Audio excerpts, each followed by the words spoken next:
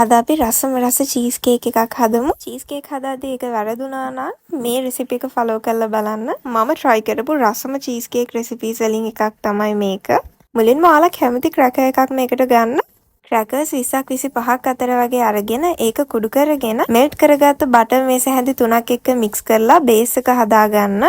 මෙතනදී ඔයාලා ළඟ තියෙනම් ඕපන් කරන්න පුළුවන් ට්‍රේ එකක් ගන්න. එහෙම නැත්නම් මං වගේ ට්‍රේ එකට ලොකු පාර්ච්මන්ට් පේපර් එකක් දාගන්න.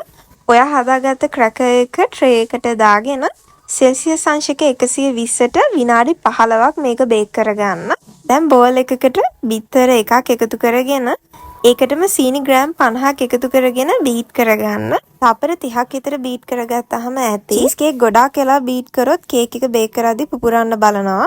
දැන් ක්‍රීම් චීස් ග්‍රෑම් 120කට පාන් පිටි මේස හැන්දයි, කෝන් ස්ටාර්ච් මේස හැන්දයි, වැනිලා තේ හැන්දක එකතු කරගෙන හැන්දකින් හරි ස්පැචුල එකකින් හරි මික්ස් කරගන්න. දැන් කලින් බීට් කරගත්ත බිත්තරෙත් එකතු කරගෙන ෆ්‍රෙෂ් ක්‍රීම් මේස හැන්දි දෙකකුත් එකතු කරලා තපර 30ක් විතර මේක බීට් කරගන්න. මේ බැටර් එක ඔයාලා කලින් හදාගත්ත චීස් කේක් බේස් එකට එකතු කරලා බේක් කරගන්න පුළුවන්. මේක සෙල්සියස් අංශක 180ට විනාඩි 20ක් වගේ බේක් කරගන්න. බේක් කරනකොට අනිවාර්යෙන් වෝටර් බාත් එකක දාලා බේක් කරගන්න. ඔයාගේ චීස් කේක් එකේ උස අනුව බේක් කරන ටයිම් එක ටිකක් වෙනස් වෙන්න පුළුවන්. විනාඩි 20කින් කේක් එක බේක් කළා නැත්නම් තව විනාඩි 5ක් 10ක් වගේ බේක් කරගන්න.